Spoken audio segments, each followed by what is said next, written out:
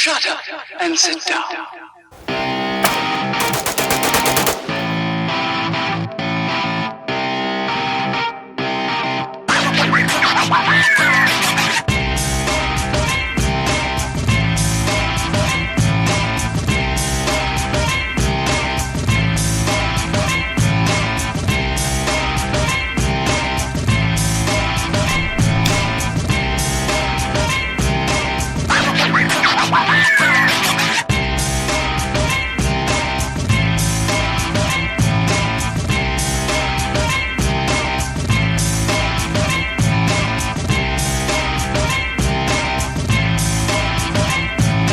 Hello, everybody. Welcome out. Today, we are sitting down with another great ally in the Liberty Unity movement, the founder and chairman of both the Wood Chipper Caucus and the Carnegie Caucus, good friend of mine, Mr. Jeremy Todd. Hey. Jeremy, thanks for coming on. Absolutely, Dave. Excited to be here. Yeah, thanks for having me. Yeah, my pleasure. You know, I'm just going to jump in with what anyone watching has to be thinking right now.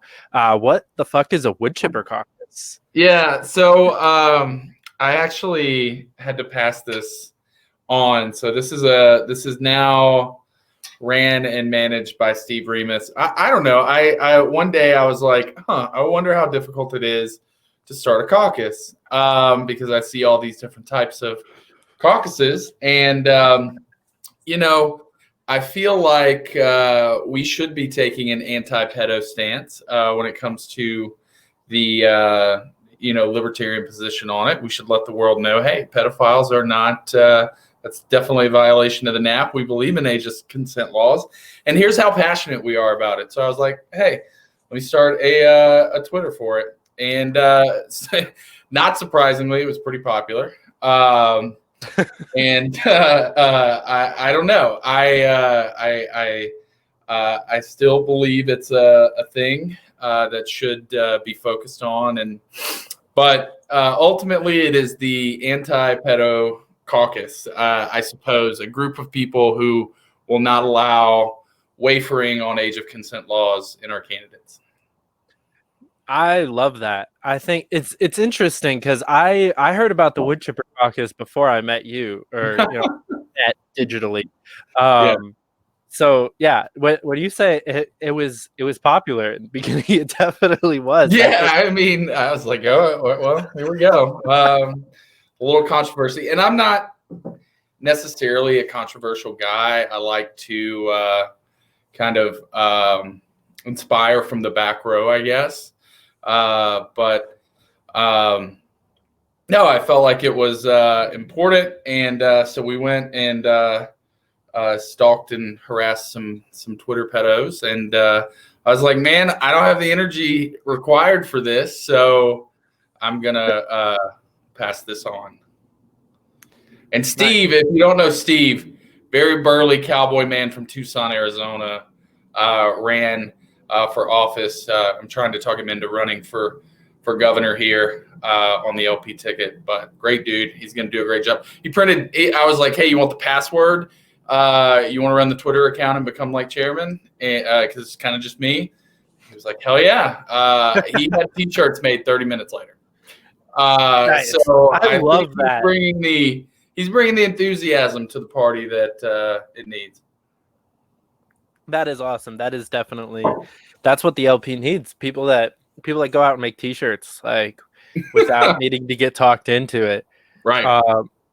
That's legitimately a struggle I'm going through right now on one of the campaigns that I'm involved with, is trying to get merch set up and then also sellable online, and like to actually be able to raise money through it.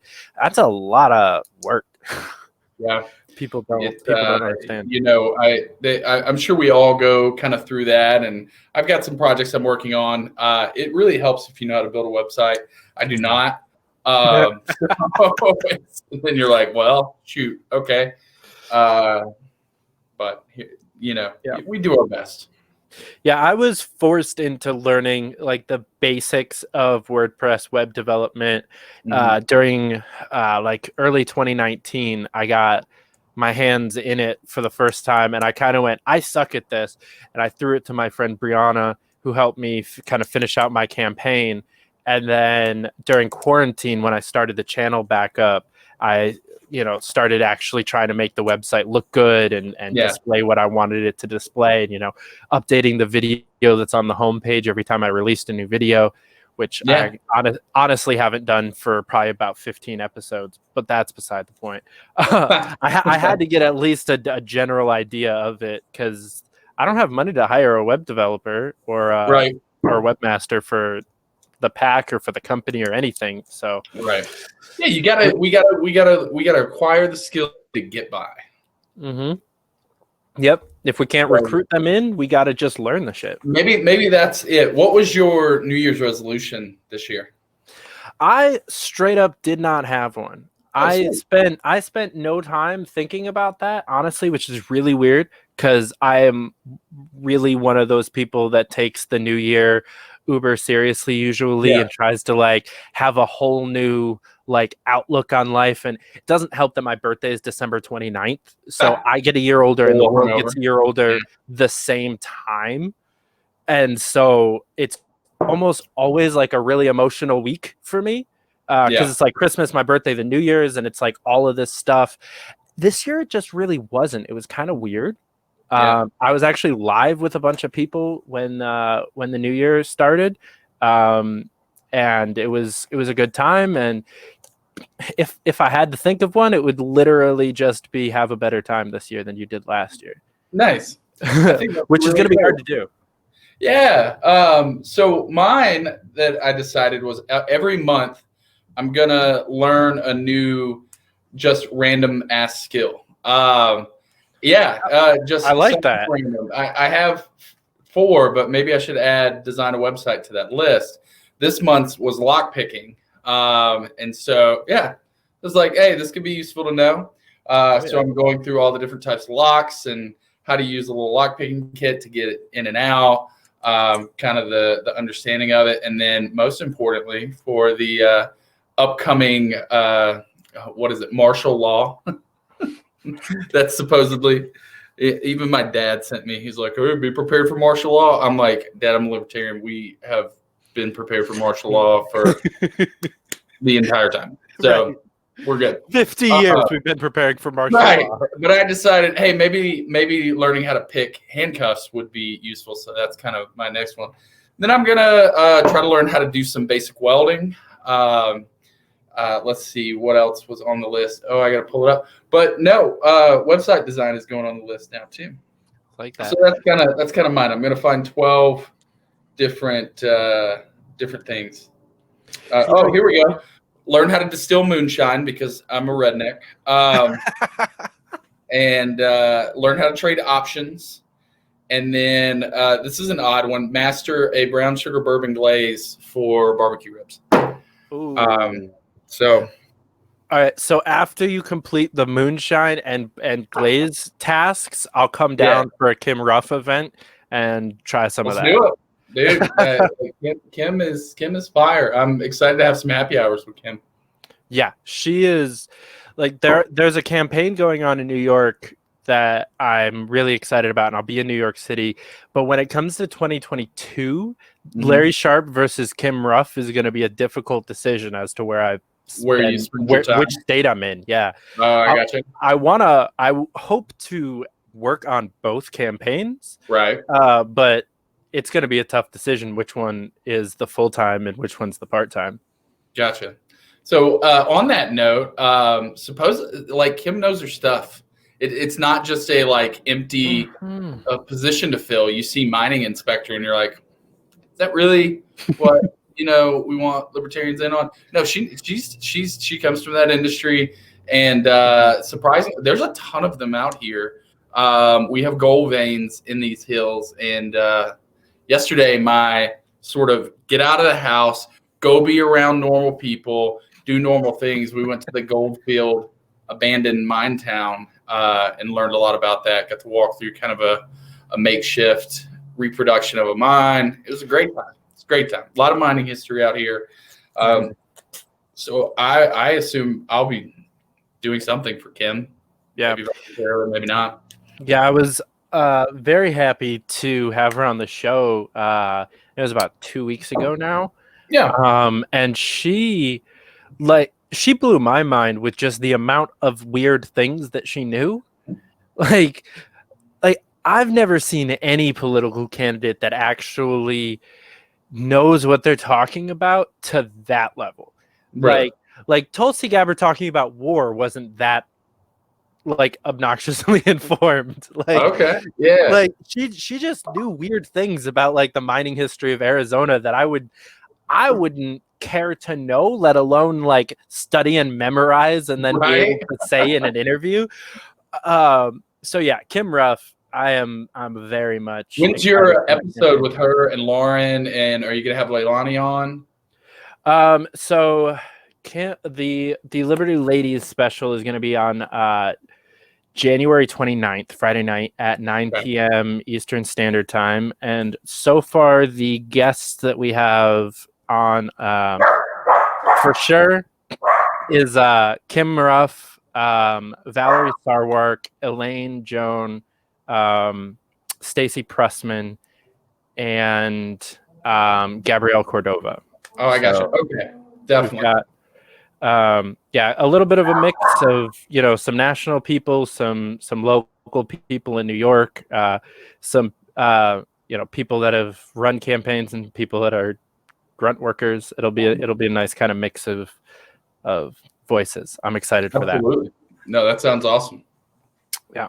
So I'm curious, what was the moment where you first heard the word libertarian? So this is I love telling this story because it's a great example. I feel like I'm a great example of what just being a good friend and like a normal social media outreach can accomplish. I was a GOP primary kind of person back in 2015. But to the extent, you go to the bar with your friends, we debate over, well, Marco Rubio this or Ted Cruz that or whatever. And then there was this one guy that kind of was my least favorite. And he was always like, I'm telling you, it's Trump, it's Trump, it's Trump. I was like, no, there's no way. There's absolutely no way. This is absurd. I mean, Nikki Haley came out and like subtweeted the hell out of Trump. Everybody was dragging him, and then this dude up and wins. And I go, wait, this is endemic of something that is a problem. It wasn't like, oh, my guy lost in the primary. It was this is going in the opposite direction of everything as at the time a conservative thought I believed in and stood for. I'd grown up in the church, so I'd basically just been a Christian conservative, right? Whatever the Southern Baptists voted for is kind of what I voted for. It was a one issue vote on abortion, right? And then it became a little more well versed around that primary time, and then Trump won, and I go, man, there's something wrong here. And it was around that time that. Or Trump was winning, essentially. It was around that time that somebody I'd worked with in the past, Libby McKay, she was posting about her campaign working with John McAfee. And obviously I recognized the name John McAfee. He was still McAfee at the time, but he was presidential McAfee, And so I was like, man, this is more of what I was looking for. The Herman Cains of the world who are like, right. I run a business. I can do this intelligently. And so I was kind of drawn to that. And then I got sucked into the primaries and the libertarian debates and kind of became a fan of Austin Peterson at the time. And,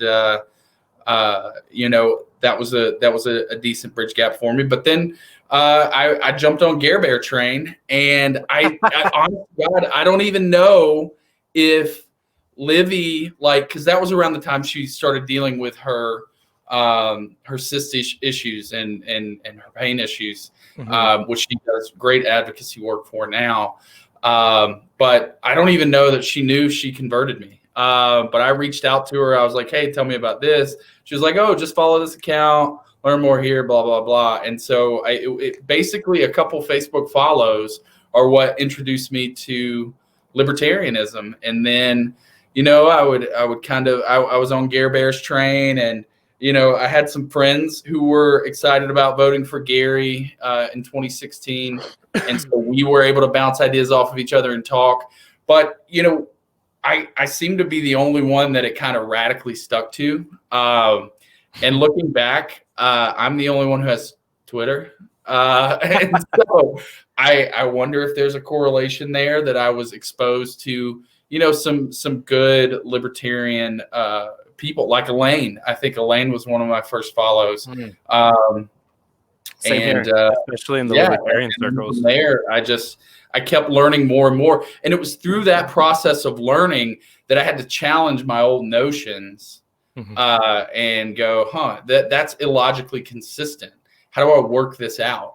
How do I solve this? I've still never read any of the economists. I'm an unintellectual libertarian. I've never read Mises, Rothbard, High, or I've read none of them. I put it on audiobook, drove for like 10 minutes and wanted to rip my eyeballs out. It was the most boring thing I've ever listened to in my entire life. And so I consider myself kind of a basic vanilla, unintellectual, kind of have figured this out through standing on principles like the NAP and things like that to, kind of land at a pretty radical, libertarian position.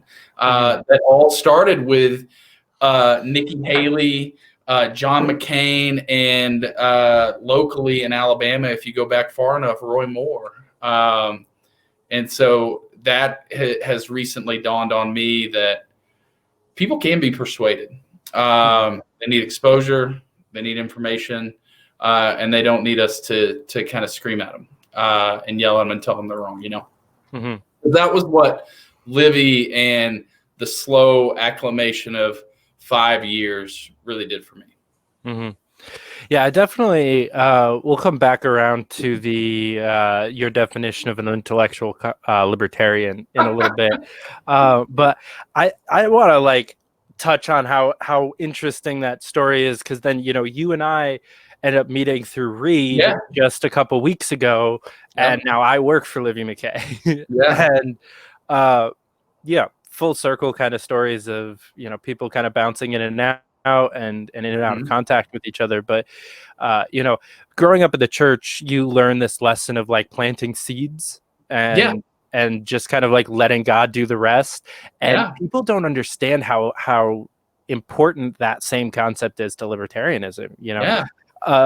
A couple of comments about Ron Paul in a homeschool co-op class in 8th grade, radically clicked something in my brain 4 years later when I heard Gary Johnson for the first time and went, holy shit, this makes sense. This is a big deal. Right. And, changed my entire life. I think planting seeds is a really great example of what we're doing and what we try to do for outreach and just get the information out there. But also one of the principles I think that's been really valuable from the church is your pastor would always tell you, just get them here, right? They don't have to be perfect. They don't have to have their mind made up. And so this idea that we can't, until they are libertarians, they can't come in the door and be exposed to it and be around us. That's a mistake, because it's that sort of thing that becomes persuasive and helps them change their perspective and their minds, right? So, I've taken that philosophy of hey, get them here. I don't care where you're at. Come hang out with me and, go to a rally, go to a whatever. Let's talk about it. You don't have to be perfect when you walk through the door. Yeah, it's honestly almost one of the exact, the process is almost exactly the same. And that's why, I had Sam Robb on the show a little while back, and we were talking about just the extreme advantage that evangelicals have in politics because they understand a lot of these psychological, warfare kind of mentalities. But, you talked about just get them in the door. How many youth group game nights did you go to as a high schooler where there was no Jesus talked about, there was no tracts handed out? It was just bring your friends here so they can understand that church is a fun place where fun people are, and then we can go from there. Yeah, absolutely. I was pretty active in my youth group, and I'll tell you some of the ridiculous things. One of the most popular ones was fifth quarter, right? I don't know if you had that. High school football is really big where I'm from, and so Yeah, you're from Alabama. right? Alabama, baby. After the game was over, in this small town, to keep the kids from going out and getting drunk, I think was kind of their goal. They would host this event where they had, free food and, games and activities and stuff like that. And we'd get hundreds of kids at this thing. And my senior year in high school, me and two buddies did this thing where we all played on the football team, and we got up on stage and pretended we were in the showers after the game.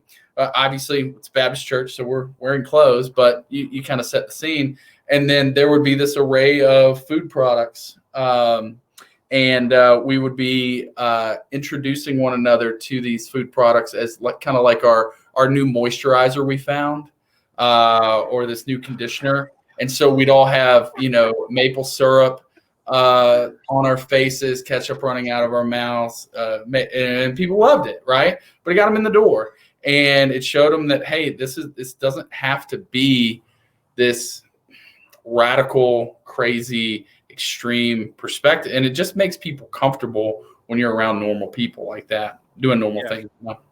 Yeah. We've had a couple of conversations in the various group chats, but in New York, one of the biggest failures, I think, of the Libertarian Party is that there is literally only one type of event that they do, and that is, two. It's either a happy hour or a monthly business meeting for the party. Right. But they're literally the same thing, except for the happy hour doesn't have any official structure, but they're both just shit talk the government at a bar for 2 hours with a bunch of libertarians. And, we have 5 boroughs. And so between the monthly meetings and the happy hours, there's 7 meetings a month. And, we just get to shit talk the government for 14 hours a month, which is enough for all of us to kind of feel like we did a thing. Right. And then we go home and we don't do anything. And no one, there's plenty of people that enjoy those events, and those do bring people in the door. The happy hours are good, but not very many new people. I in no way think we should end those, but we need other things. In Jersey, they're doing events at gun ranges, and we've got we've been talking about the volunteer day, other stuff. Just do other stuff. Just do more stuff. Productive stuff that you can put on camera and release as propaganda. It's a term, but every business uses propaganda. Marketing. All right, we'll just call it marketing. It's the same thing, right? The same fucking thing. It's exactly the same thing. So, things that you can do on camera that are organized and show the good that we can do. But man, honestly, I'm just trying to get a happy hour going around here. I am in the second largest voting district in the United States of America, in Maricopa County here in Phoenix. Yeah. Everywhere else it's kind of split up so much. LA County is the largest. Maricopa County is the second largest. And it's historically been known as a pretty libertarian state. We have Kim Ruff, we have Adam Kokesh here, right? Arizona has traditionally attracted some good libertarian, and we don't even get together. We don't have happy hours. We have Zoom calls for business meetings. I think the social aspect of being around people in libertarianism is something we've really got to start embracing and doing more of moving forward. And that is making friends with people that you politically align with. Now, that doesn't mean don't have friends that you don't politically align with, but we need to be there to have each other's, kind of back and social and moral support, and kind of get that from the philosophy of the church, get that fellowship that recharges your batteries for the rest of the world, For sure. I like the way that you said that, for the rest of the world, because it can be a drain talking to some of these other people. Absolutely. So you mentioned that you got brought in 2015, 2016, but Mhm. you've been it was a little while before you got like really active in the LP. So I'm curious, Yeah. what was the moment that for you you're like, okay, I have to get involved and try to change this shit show, like somehow. Yeah. So obviously, I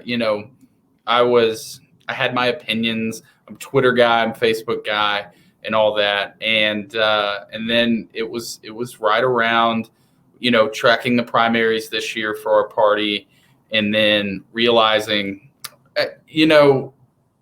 oh no, we've really got to. I'll say this. I think one of the big steps for me was really learning about ballot access. That was a big game changer for me, because then it no longer felt like I had an unrealistic goal that we could attain. And so it was. I think that was one of the things that really clicked for me to get more involved, because there is sort of a finish line where we can change this thing, where we can really reshape American politics for the future. And so I finally signed up for my party membership. I put all the signs in the yard. I got the coat hangers and the knockers, and went out. And one of the things that I did, and I'm hoping to incorporate this into some little project, our first Carnegie Caucus project, is I had the opportunity to stay with my company in a different capacity back about like 2 weeks before COVID hit. They were doing some restructuring. My current job was being ended, and I had some different opportunities. And I, kind of took a step back and said, I don't know that I'm going to get joy out of doing this. So they paid me to not work, so I took the severance. It was about a month later, my wife was like, you need to go do something. So I was like, all right, whatever. I'll just drive for DoorDash to kill some time. She's a doctor. So we're fortunate enough that the DoorDash money was really just to, put aside, maybe make investments with, whatever. Mm-hmm. But I started realizing, man, I don't even have to have face-to-face interaction with people. And I'm visiting 30 strangers a day at their home. So I started flipping, Joe spike cards in there in the different the food bags and different things like that. So they'd come across them. That was my activism this year. And then I attended my first meeting in December for Maricopa County, and we'll be going to the state convention Saturday. Nice. Go team, get involved. That's awesome. Yeah, I'm really excited to see Arizona. I was talking in the very last episode that actually hasn't aired yet as we're recording this one. That New York and Arizona are like the two states that are on my watch list, especially for 22. Yeah. And Arizona even more so than New York. I live in New York, so I love New York, and I love Larry Sharp, but somebody like Kim Ruff, somebody like Adam Kokesh, you guys have actually a pretty decent slate of candidates already set up for 22. You guys are going to have a gubernatorial primary, if I'm not mistaken. Is that? Oh, I'm not sure. I know Steve is flirting with the idea. Okay. And I've heard a couple of names thrown into the hat, and I'd like to see at least more than one person take the bait and there be a primary, because primaries are fun. Like if you can do them the right way, primaries get hating them.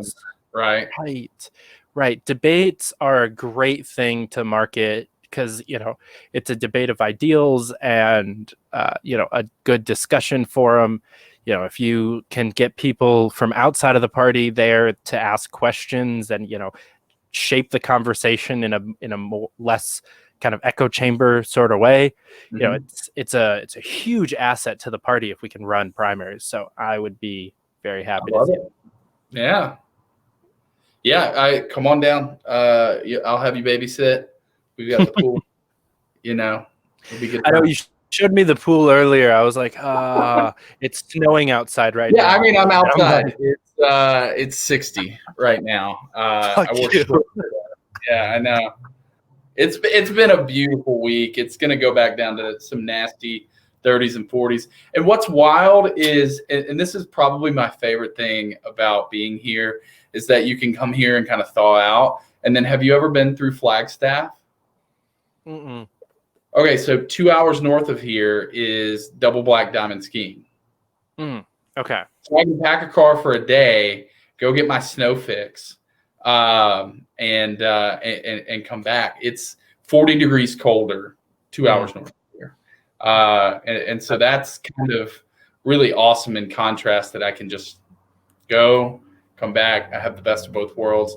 It's one of the few places on earth I feel like I can lay by the pool and ski in the same day, you know? Yeah, that is definitely hard to find. I spent some time in the Bay Area in 2020 and made a couple of friends in Cupertino at an Airbnb that I was staying at, and I stayed in touch since then with some of them, and they're like, you trying to convince me to move down back over there, and I'm entertaining it, honestly, if because it was so nice. But they have a fairly similar situation because they're about a half an hour from the beach and about an hour from Lake Tahoe. Oh, yeah. So, they get to, she gets to send me pictures in the hot tub and then skiing. And I'm like, that's not fair. That's not at all the way God intended this to work, right? But, right. Especially like me, I'm born and raised upstate New York. I've traveled a little bit, but I've never lived really any far souther than like Dayton, Ohio, which is still not very far south. So, I'm used to 5-6 months of winter a year. Yeah. And then the other 3 seasons are crammed into the other 6 months. Yeah. That's it. So one of the things that is kind of shocking, and I tell people it's a little, you always hear the old adage, it's a dry heat out here. We'll hit 120 in the summer. But it's really not don't get me wrong. You know that feeling you get when you open the oven and you get a black, that's what it's like walking outside. But as long as you kind of stay in the shade, we have these misters, that kind of spray you with water and it evaporates. It's real nice. Dude, I'll take 110 day here any day. It's awesome. As long as you stay out of the sun. The moment you step in the sun, you are cooking. But that's not what it's like back east. If it's 85 in Alabama, you are soaking wet by the time you get to your car, because it's 100% humidity. It's wet. You shade, sun, doesn't matter. It's hot everywhere, right? Here, you can at least escape it and enjoy it. Yeah. I did. That's my sales pitch on getting you down here for the rough campaign. I did South Carolina in mid-August. Charleston? Yes, just outside of. I was working for I'm gonna space on her name right now. Yep. Oh well, I'll come back to it. All right. But yeah, I was in South Carolina for August, and then I was in California for like September, October. So it was already starting to cool off a tiny bit. But it even a little bit further west, it's still a lot drier of a heat. The misters and such, much more bearable. Yeah, that thick air will get you back east. I tell everybody, I'm like, the 120 here is not bad. 90 back home will murder you. So yeah, I will never live in the southeast. That's not gonna ever happen. I might stay in the northeast, but yeah, Colorado has been calling my name. I was there looking at property for a few months, and then came back here for the holidays. So Colorado's pretty high up on my list as well. We'll see. Wherever the Liberty train takes me. That's right. Chase that Liberty. Right. That's what I love about just politics in general, to be honest with you. Like in 2020, I worked in 14 states. Oh, wow. Like, that's a lot. Yeah. You can't say that in any other career. No. And you especially can't say that and say that you left every job in good standing. Yeah. Well, all but one. My last one. Joe Biden's campaign actually fired me. but that's not the point. Um, I mean, I don't that's really good, mind that. Right. Like, if that's the only tarnish on my record, right? 14 states. I mean, when Letterkenny. you're working with libertarians, you should put that as like line 1 on your. Oh, that's the neighbor's puppy. That should be line 1 on your resume. Was fired from Joe Biden's campaign for being too. Yeah, it's like people that put all the people that have them blocked in their Twitter bio. It's like, I should just be like, Trump fired me, Joe Biden Biden. fired me, this person fired me, that person fired me. I'm a great libertarian. I was too free. That's actually pretty accurate because one of the reasons that they fired me was for not sticking to messaging. Let me tell you what this old white guy's wrong about everything. Everything. I definitely, so I'm not even going to lie to you. And luckily they didn't catch me on this, but there was more than one person in North Carolina that I sold Joe Jorgensen to. Well, because if they specifically tell me that they have no interest in voting for Trump or Biden, and they're probably not even going to vote this year because everyone sucks. Right. I'm like, what about Joe Jorgensen? Right. And most of the time they'd be like, who? Exactly. And that's the 5% message, right? Like, if you look, we do need to be building our base, but it's also the idea of getting them in the door. And I hate the argument that, well, if they vote for us and then never, you got them in the door, right? When they check that box on that ballot, that's the equivalent of getting them in the door. And you may not convert them long term, but you got them through the door. And look, if getting enough people through the door gets us that dirty government money, to where we can, start to fight these powers in a realistic way, so be it. Hey, you weren't going to vote. You got a ballot. Do me a favor. Check that. Mail it in. It's not like one vote's going to make a difference. And then I tell 30 people that, right? And then you repeat that over 100 libertarians, and there you go, right? So that's kind of my pitch. Is they go, you're not going to win. I go, I know. That's not the point. It's not the point to win. The point is to win in 30 years, in 40 years. We have a 100-year battle in front of us. And I don't think anybody's willing to grasp that it's our grandchildren that are going to benefit from the things we do today. It took 100 years to program people to believe the government can meet all of their needs. So in what world do we believe we're going to deprogram the masses in one election cycle? It's just not going to work. Right. And so that has been kind of my pitch. Look, if you hate both parties and you want more than a two-party system, just check the box. You don't have to agree with them. You don't have to like them, right? But check the box so that we can reach that point and tell the two parties, you don't own this country, and we can fight back. Yeah, I was even able to help. I mean, I'm not going to claim that I was part of the reason that this was a success, but I definitely attributed to part of the success of the Working Families Party here in New York. And any New York libertarian watching this is going to hate me for saying these words, but Cuomo killed third parties here in New York because he was trying to kill the Working Families Party. He shot at them and missed and hit every other third party. Which obviously he didn't mind doing, but he set up a new threshold for vote totals for people to maintain major party status, and the Working Families Party destroyed it in 2020. They did run Joe Biden on their line, but they were still able to get almost 3 times the votes that they needed on their line to maintain ballot access for 2021. So they're able to run Joe Biden as their candidate, the Working Family? New York has what we call fusion voting, where we're allowed to put candidates on multiple lines. So we actually have a couple of lines that are usually just duplicate for the major parties. So we have like the Conservative Party, which always runs the Republican candidate, Working Families Party, which runs the Democratic candidate 90% of the time. Then we have an Independence Party that basically picks whichever one they think is going to win and runs them. So they have like an incredible win percentage as a party. And then Wait, so they win if that candidate wins, even though their box might not have been checked?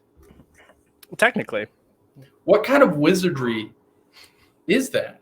Only New York can think of something yeah, in such a way. it has definitely so like the Libertarian Party here has definitely embraced fusion voting to the disgruntlement of some, but we'll run candidates on our line that are also on the Republican or Democrat line because Just for they're yeah, and they're if they're a Liberty Republican that's willing to put the word libertarian on their stuff and actually like appear on that line and help legitimize us, and especially if they have a shot at winning and they actually uphold liberty ideals, they're taking the major party line so that they can actually win, and they're taking our party line because they have our ideals. It would be kind of like the ability for Justin Amash to run as both, so he could actually still win but be a real libertarian at the same time. So it has its advantages and disadvantages. The Working Families Party, like I said, most of the time is just a mirror for the Democrats, but what they did in 2018 was they actually offered the primary loser in the gubernatorial race their line. So Cuomo I won't say almost lost the primary. He was closer to losing than he's ever been. Against very progressive candidate Cynthia Nixon. And so the Working Families Party offered her their line to run against him again in the general, which could have actually made him lose to the Republican if they split that vote that much. Gotcha. And so is that kind of what you think Andrew Yang is trying to do? Is he going to run as a Working Families deal? He would be honestly a moron not to. Very much so, because that the Working Families Party, it doesn't exist much in the state, but in the city it actually does exist, and there are some times where they'll run somebody besides the Democrat in a general election. And the biggest thing is that a lot of these people are elected Democrats. They have the D next to their name on all the official paperwork, but if you look at them, the pin that they have on their jacket says Working Families, because they care about these ideals, because it's a very, it is what it says it is. It's the Working Families Party. It's all about this kind of coalition of progressive and like old school liberal Democrats, like real New York City Democrats that give a shit about unions and stuff like that. Yeah. Just in the title, it sounds populist, right? Like, we're the people working against the man. Yeah. Mm-hmm. Right. And so, there's a couple of state assembly members and state senators that outspokenly, they actually voted against the emergency COVID relief bill because it contained this shift in the ballot access laws, which is how fucked up our governor is that he would put that into a relief bill. But they ran Joe Biden, as they were likely going to no matter what happened. And they were able to, like I said, get almost 3 times the new threshold. And so they've maintained, because people had to vote for Joe Biden on their line. They had to see him on the Democratic line and then look over here and check a different box. And 600,000 or people did that in New York State. That's a big win. People seeing, the Democrats aren't the answer. The Democrat candidate might be, but the party is not. That's a huge win for all third parties, in my opinion. It's an interesting concept. I've never heard of that before, but it makes sense that New York's weird. Say, I vote for this candidate, but also this party. Mm-hmm. Yeah, and like my parents almost always vote down the Independence Party line, unless they endorsed a Democrat that they don't like, then they'll vote for the Republican. But if they vote for the Republican, it's always on the Conservative Party line. It's actually a big deal in New York. Weirdly, a lot of people will say that they aren't a Republican, they're a conservative, and they actually are registered in the Conservative Party, and they are a conservative and not a Republican, and there's a little bit of pride there. Yeah. It's a weird. little bit of branding too. You know, I was this makes a lot of sense. I was nerding out earlier, and perhaps this is a way forward for us. One of the things that I feel like we as libertarians need to talk a little bit more about. It doesn't need to be one of our like 3 pillars that somebody runs on. Not what I'm saying here, but Green New Deal kind of stuff is coming, and I think libertarians as a whole can agree that oil and coal is a massive issue and problem. However, we are never going to solve it, and oil and coal knows we're never going to solve it with solar and wind. And so what we really need to become educated on is nuclear a little more. So I've been kind of geeking out on some nuclear stuff. And there is a technology that was developed in the 60s that kind of got outpaced on funding, outpaced on government representation, and kind of just died. And now the dudes are 85, and one guy found it, and he was like, holy crap, this is absolutely what we should be doing. But he was talking about the simplicity of the acronym, right? He goes, when you say a word like NASA, when it's 4 letters, you have to, it has to be able to be said as a word, essentially. And how M sound really bad, you know, like murder. M's and R's are really negative sounding letters, and L is the best sounding letter. Well, what he is proposed, what he as a nuclear engineer is proposing we shift to is something called molten salt thorium reactors, right? So see, I'm not the intellectual, but I'm trying. So thorium is a radioactive material that's far more stable, far less dangerous. It's far more readily available. And one of the issues with our current nuclear reactor system, and what has really led to all the catastrophic issues, is that you can't run steam power, which is ultimately what nuclear is. I think if more people understood that nuclear is steam power, they'd be like, oh, wow, it generates 0 CO2. That's awesome. But you have to get that water above its boiling point. So in order to do that, you have to pressurize it. And so all of our issues have come from that water that's at 400 or 300, 400 degrees immediately being vaporized and exploding because it's basically a steam explosion. That's what happened in Chernobyl. That's what happened in Fukushima. Well, Fukushima was a hydrogen explosion, but still, it's about you've got a pressure problem. Well, they take things like fluoride salts, which are liquid at normal pressure at 900 degrees Celsius, and so you're able to generate a lot of heat.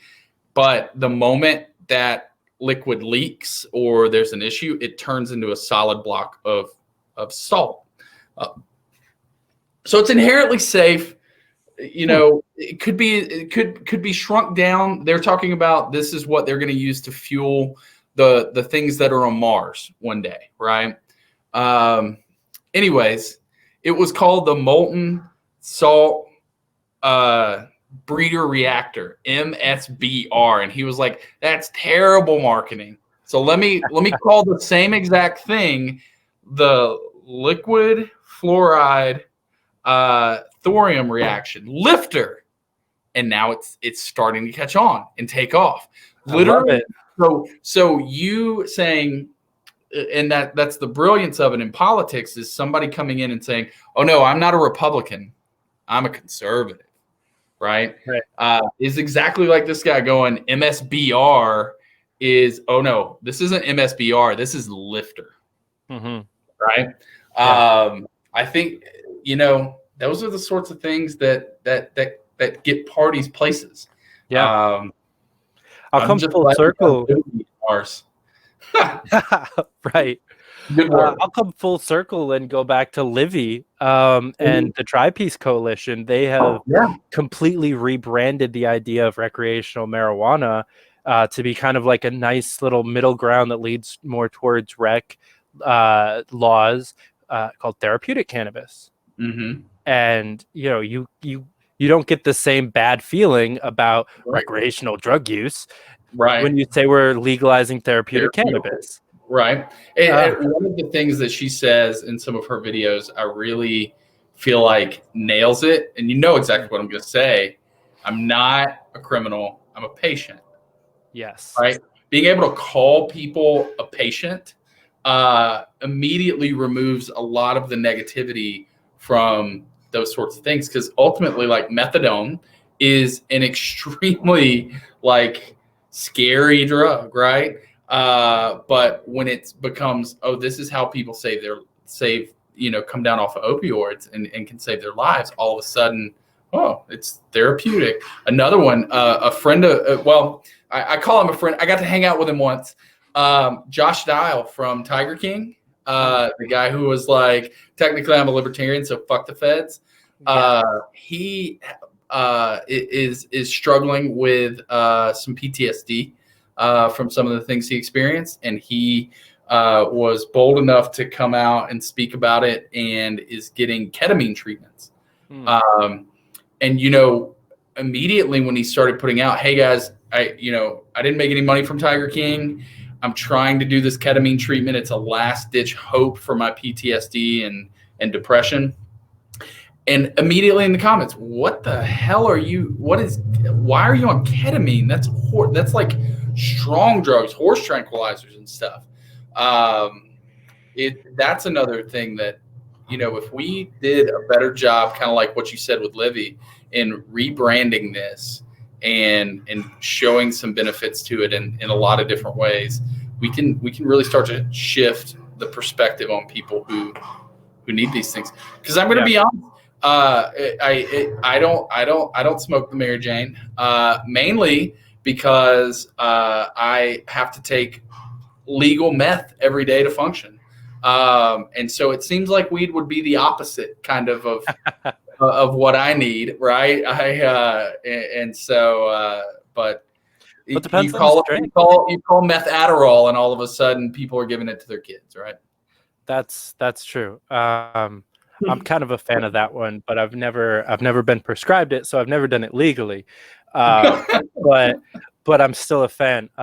Same situation with the aforementioned ketamine. But to your point about weed being the opposite of what you need, I would argue it depends on the strain, because we have plenty of strains now that are high in specific terpenes and cannabinoids that are the opposite of the stereotypical, like chill, mellow, like makes you a lazy bum. Yeah. So, like I smoke almost all day, and especially when I'm in like a legal area where I can really pick and choose what I'm getting. I'll buy specifically 2 different strains, one for the day and one for the night, because you can do that. And I go knock 200 doors stoned as fuck, because it's more fun that way, and because it gives me that same almost upper feeling that I used to get doing coke and Adderall on Wall Street. Okay. I mean, obviously not as strong, but yeah. Interesting. It's also not as addictive, so there's benefits there and negatives. There are definitely benefits from that. Let me tell you, the amphetamine crash sucks, and you get it every day. All right. It has taken me. I'm the guy who's like, you know what? I've made it 33 years now, never partaking in the wacky tobacco. It's almost a pride thing for me. Like, I've also never seen Star Wars or Lord of the Rings. Like, I kind of am weird in taking that pride and being the antithesis to the norm. But you're not a real libertarian if you're not a Star Wars fan, bro. What's that?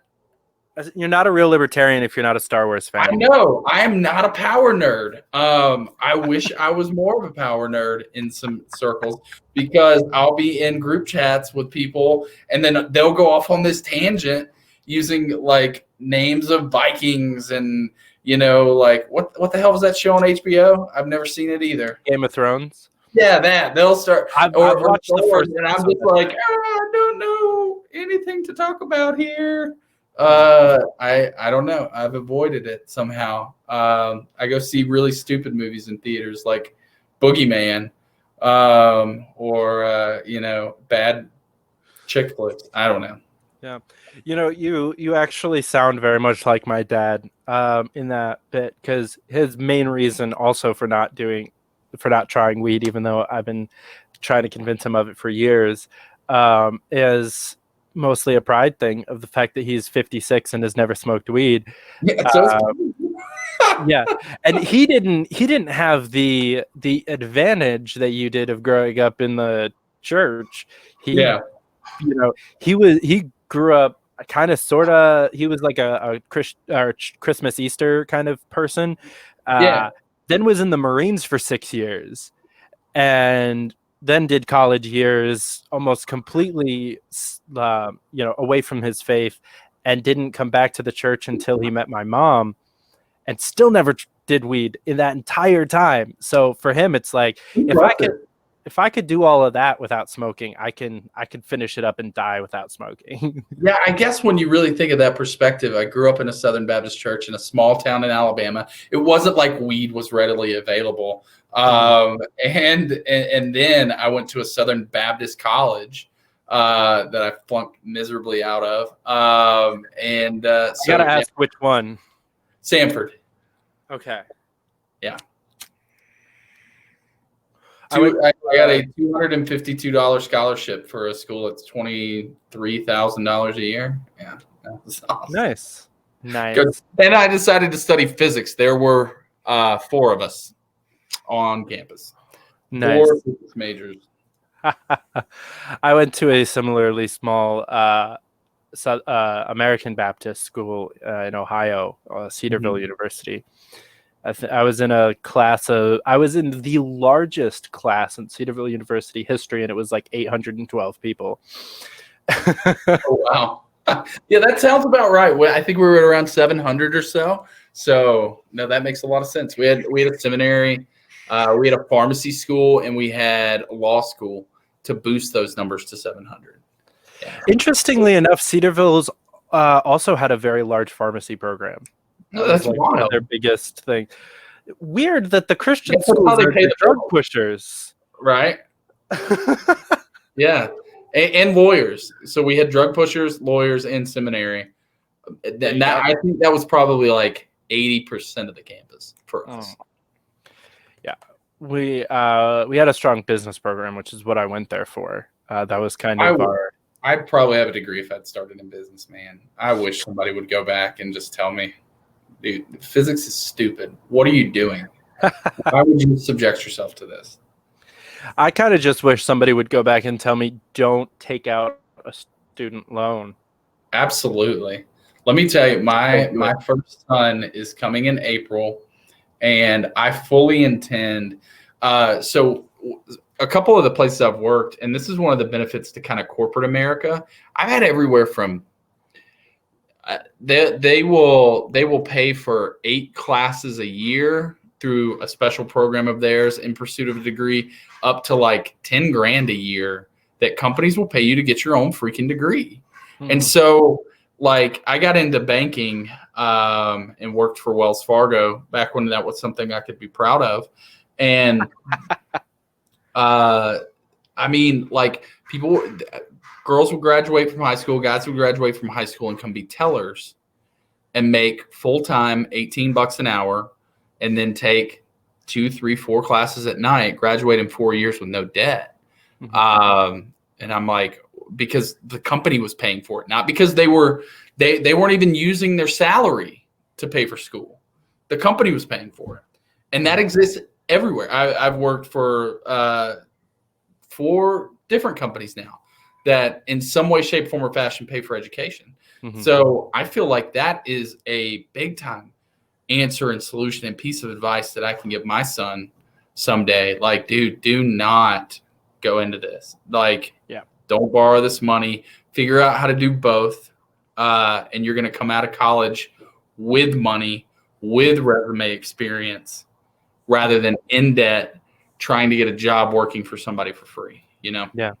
Okay, so you said that you like weirder movies. Have you seen the movie Accepted? Accepted. I think so. I just rewatched it like 2 days ago with my parents. But the basis Yes, of the I've movie is seen it. it's start a fake college. Yes. Huh. I And remember this. That is what I show up to the first day it's released in theaters, right? That's what I'm waiting in line for. 43% on Rotten Tomatoes. That is right up my alley. that is legitimately and has been for quite some time in my top 3 movies, alongside Shaun of the Dead. But he gives like a very unrousing speech early on in the movie where he tries to convince his parents that college is a bad idea because he didn't get accepted anywhere, and he says, the average college tuition is $10,000 a year or $20,000 a year, and the average income of someone with only a high school $1,000 a year. So that being said, in the next 4 years, you could either spend $80,000 or I could make $80,000. Yeah. And I'm just like, yeah, he's not quite on the money because you don't want to be making $20,000 a year for the rest of your life. Right. That's not a good plan. But Right. he's still pretty on the money of like, why would you do the debt thing when you could do the make money thing? Yeah, no, my best friend actually got an opportunity to speak to potential MBA candidates about this because we both, along with Livy, started our first small business when we were 19. And he had some really great experience, and he's in textbook sales now. He's a regional director, all kinds of really cool stuff. But he was asked to come back and speak to MBA students, potential MBA students. And I think his school hated him for it because he tried to talk him out of it. He was like, look, you got to understand, you have a business degree. In these next 4 years, you can make $50,000 to $60,000 a year. That's $200,000. Now you're going to borrow another $100,000 to go to school for another 4 years or so. And now, so you're $300,000 in the hole, not $100,000 in debt. You are behind by $300,000. So then you have to do the math. Well, how much more is an MBA going to pay me than this? Okay, is it 30,000? So you'll make 80 instead of 50. It's going to take you 10 years before you turn a profit on an MBA degree, and you're going to be 4 years older when you start. So you're looking at being 35, 36 by the time you break even on going and pursuing this degree. Those are the things that not enough people talk about, that there is, good financial opportunities outside of continuing to pursue further education. Yeah, I definitely I got the opportunity to have a fairly similar experience to the people he was talking to while I was at Cedarville. I spoke to someone who had graduated from Cedarville with the degree I was going for in business management, and he asked me what I wanted to do with the degree. And at the time, the reason that I had gone to that school specifically, and I had a minor in youth ministries with a concentration in entrepreneurship, so that I could start like an under 21 bar, a dry bar in my hometown for, people that are underage to like go out, meet girls, see music, right? Play pool, whatever. Because I'm from a college town where there is nothing to do other than go drinking. And so you're either going to a frat party if you're under 21, or you're going to a bar if you're over 21 or have a fake ID. And frat parties around where I'm from, they are notoriously bad. Like there are 3 frats on campus of a fairly small campus. It's only got like 8 or 9 that are like notorious for raping girls at their parties. Like it's just not a good scene. Right. So, I wanted to try to provide another option for people. And he heard this and he was like, dude, drop out of school. Go get a library card. You will be so much better off in 4 years and have all the same information, dude. There's nothing these guys can't teach you that a library card can't. How did you perfectly segue into the Carnegie Caucus right there? Because that has been my experience. I don't remember. I think it was Jim Rohn that said it. It was definitely Jim Rohn that said it. Formal education will make you a living, but self-education will make you wealthy. Or I think that's something like that. It'll make you a living, make you a life. I don't know. Something. Anyways, the whole point is self-education. And that's why he said get a library card.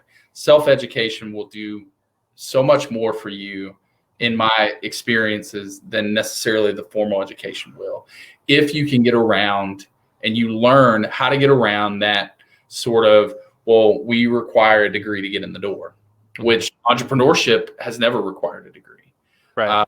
So it's one of those things where I can usually tell somebody's level of competence and success by the books they would put on their resume when I would interview them, or if they would put books on their resume when I would interview them, right? Like that is extremely, extremely valuable. Mm-hmm. Yeah, I think it definitely ties into a core libertarian principle of like individual responsibility, though, because I only took half of that guy's advice in full and complete honesty. I dropped out. I mean, I did get a library card, but I already had one. But I dropped out. I didn't keep wasting my money towards this degree, but I also didn't start my business or start reading about how to start my business for about 5 years. Wow. Before I was actually the CEO of my own company, and it was a completely different company. I went from wanting to own a bar in upstate New York to being the CEO of a finance company in New York City. But shit happens there. There you go. You find smarter ways to do it. Yeah. So I'll ask you, like, what were your first kind of 3 books in the self-education and personal development realm that really changed it for you? And expand on those and kind of why. I actually have a really easy answer for this one. Because I have a top 3. And I'll finish off with the one you want to talk about. So the first one, not necessarily. Hey, you'd be surprised. That's day one, right? In my opinion. But accurate.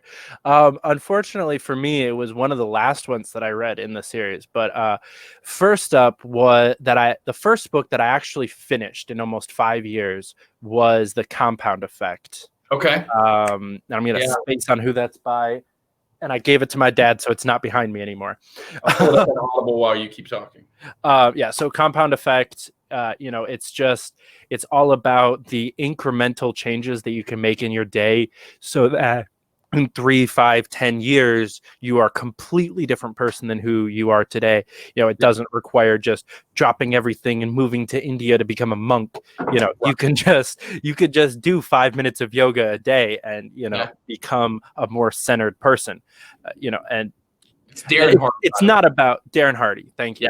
Yeah. And it's not about meditation or centeredness at all, actually, but it's, it's just about those incremental changes, which was a huge thing for me. Again, advice that took me a little while to actually implement. But, at this point, it's something that I actually do every day is, think about what's something that I can spend 5 minutes on today that will make me better tomorrow than I was today. Right. Because that sets the new floor. Right. And then tomorrow, 5 more minutes raises your floor again. And it's really about that's been my take on it, is ultimately it does raise your ceiling. And I don't know about you, but sometimes I'm reading some stuff and I'm like, I'm going to need to hear that 4, maybe 5 more times before that sinks in or even becomes relatively applicable. But hearing it raises your baseline, right? It raises your floor. And so that makes a lot of sense. He's also got a book called Productivity, which is kind of a passion of mine. I want to see what his opinions on it are. So I'm going to put that in my Audible library now. Yeah, Darren Hardy is overall somebody I would suggest. I've seen a couple of his videos. I believe he did a TED Talk about basically the concept of the compound effect as well. So a nice kind of condensed version for people that aren't big fans of books, because I don't blame you there. Second book that I read that really just changed like the way that I see life in general was The Art of Seduction. Okay, I have it. Yes, yes. Such a fantastic book. I will advise everyone read it with Yeah, with a grain of salt. He's a creepy dude. Like he's a very creepy dude. But it's a great intro into like dark psychology and how human beings work. And so if you take the mirror he's trying to shine creepily on other people and turn around and shine it on yourself, you go, oh, okay, this now makes sense about me. Mm-hmm. Yeah, and it definitely, if you take all of the advice in that book to heart in your dating life, you will be a piece of shit. Yes. Like that's a fact. It trains you to be the most abusive partner you can be to get the most affection out of someone. It's terrible. However, a lot of those concepts used less maniacally still work.